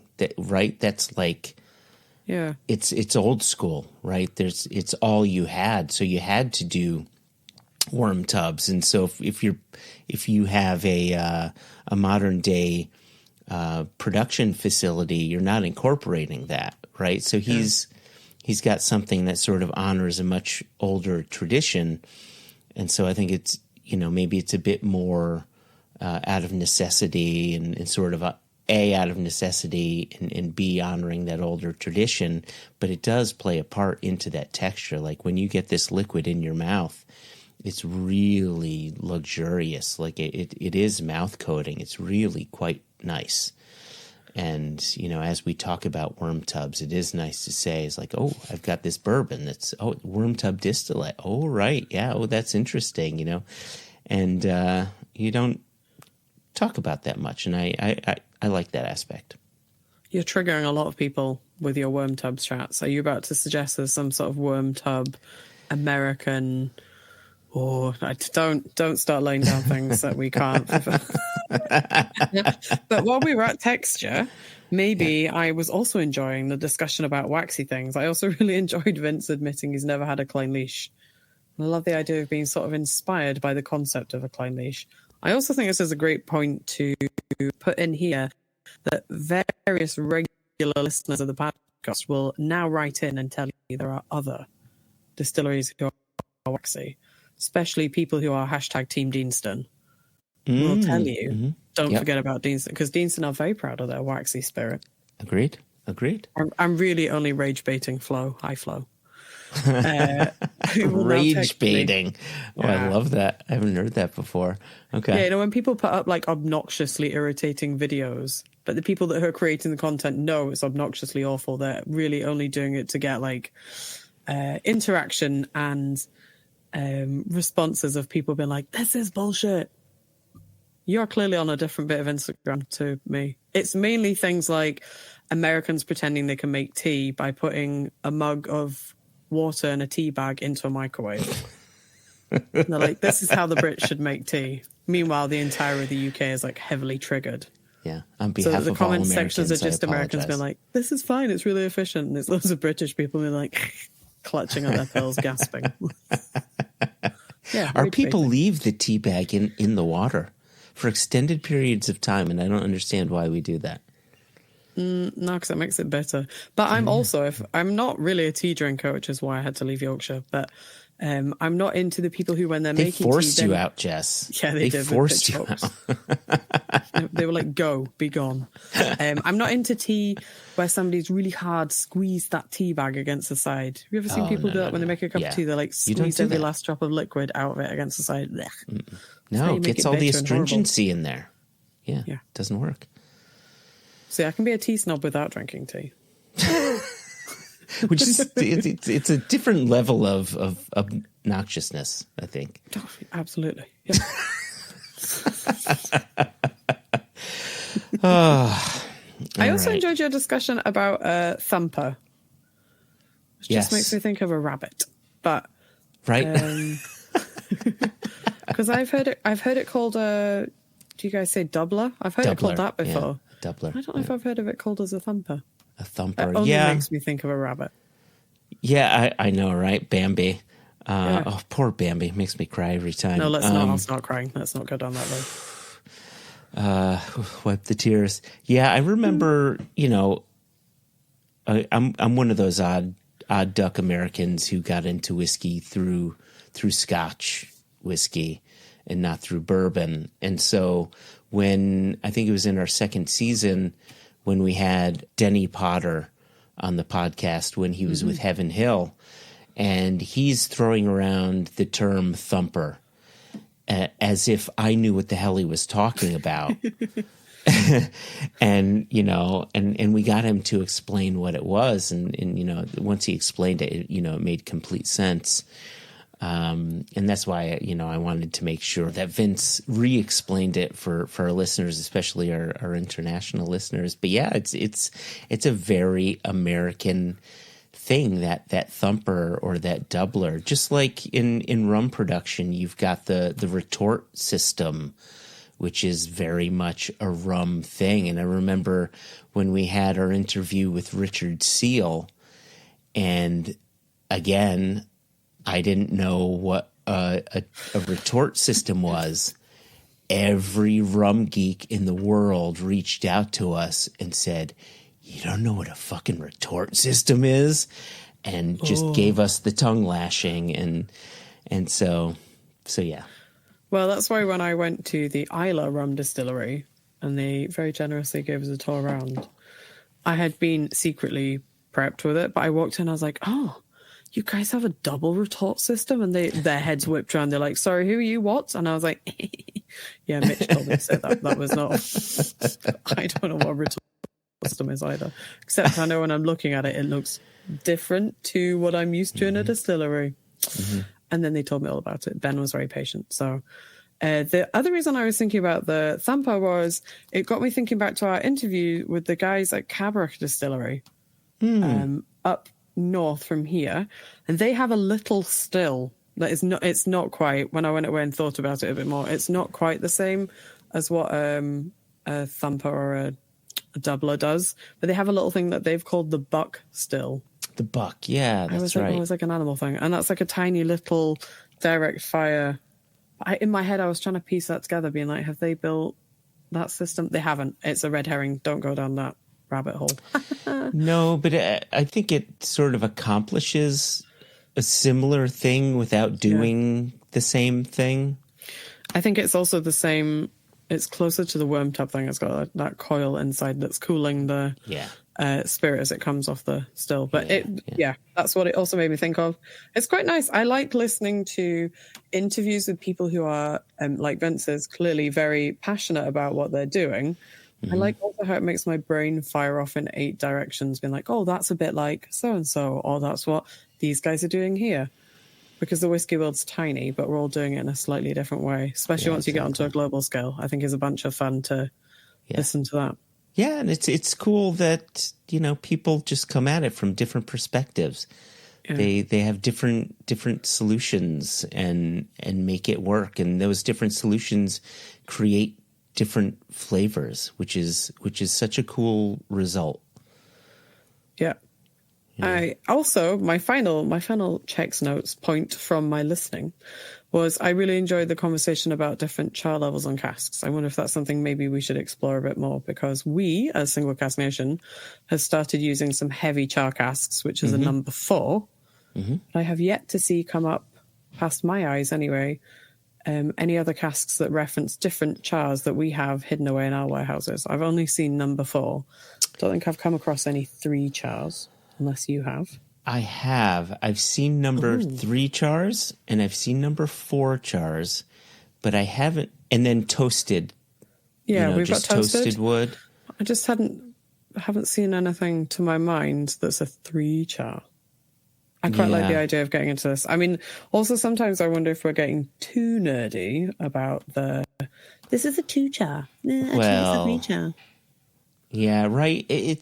That's a difficult thing, right? Because if you're talking about Scotch whiskey, I think you're getting too nerdy.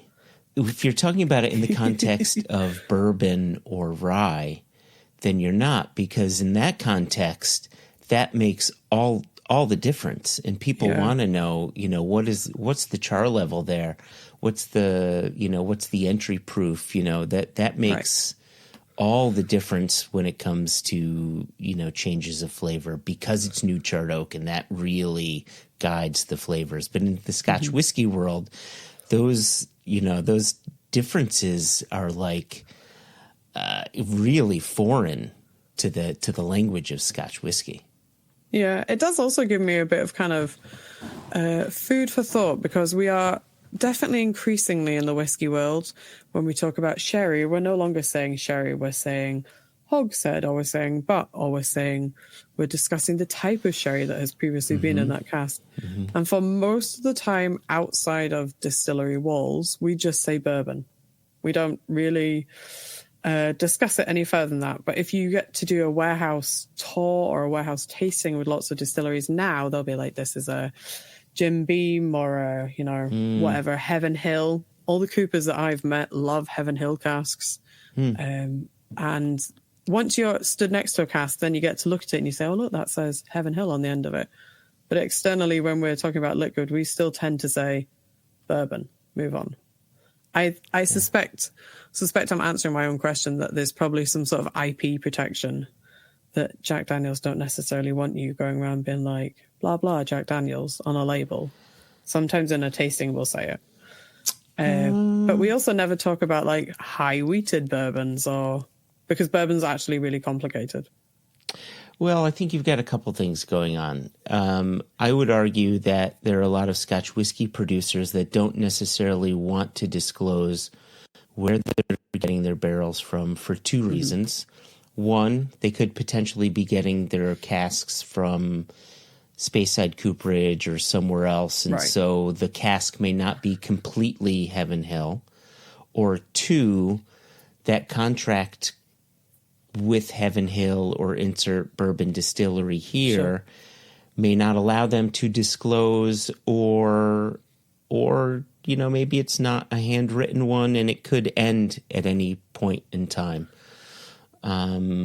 So there could be that. I know that Glenmorangie talk about using Jack Daniel's casks. They talk about it, but they don't print it. The reason they talk about it is Glenmorangie have the forest that they own, or at least this is how they used to talk about it. They harvest the wood, they air dry the wood after it's been, cut. They build the casks, they send it to Jack Daniels for them to make whiskey with, and then Jack Daniels sends them their casks. So that used to be the process. Now I'm going by, information that is pre-COVID information, and things may have changed But that used to be how Glenmorangie talked about things, but they didn't really put it into print. Which I also found wonder if this is all just too many words when you want somebody to be trying the liquid that's in front of them on the merits of the experience that they're currently having, instead of it being here's a extremely long backstory as to how this liquid ended up here. Maybe that's part of it too. They just want it to be a little bit of a tidier story. That could be. Like, how many people are so interested in that backstory, and how many people just want a well-priced, good-tasting whiskey. Right. Right. Yeah. I've definitely put us down there's an investigative wormhole here for me to have a little poke about at next year. But I really enjoyed listening to you talk to Vince. It seems like you also really like the liquid, so I'd say all round a good experience. And I would add, I really liked Vince. He's a very cool guy. Yeah, he seems it. Yep. He's a blaster. Who wouldn't be a cool guy if you've been a blaster? Master Blaster. Master Blaster. Oh, do you think they have a club with badges? I'd join that club. Oh my gosh, they have to. If they don't, they need to start it. I would argue that Vince is so cool that he's dynamite. Oh, have you been sat on that? Have you had that filed away? The whole time. I'm so sorry. I'm so sorry, listeners. And that's what I'm going to get us out on. All right. That seems like a great place. Quickly. To our listeners and to our viewers, I feel bad you weren't able to look to gaze upon our visages for this episode, but you did get to hear our voices. If you've got any questions that you want to send in, maybe you have a question for Vince. You want to dig in a little deeper into his processes or anything like that. Obviously, you can email him directly if you want to just look for his website for Powdermen. But if you want to send it in to us, info@singlecastnation.com. And, normally we will be having our episodes on YouTube, and you can see our faces, so you can subscribe to us on YouTube. And hey, head over to Apple or Spotify or the other platforms and like us, give us a 5-star review and, all that stuff. And I guess I would say until next time, we raise our glass to you and we'll say cheers. Cheers.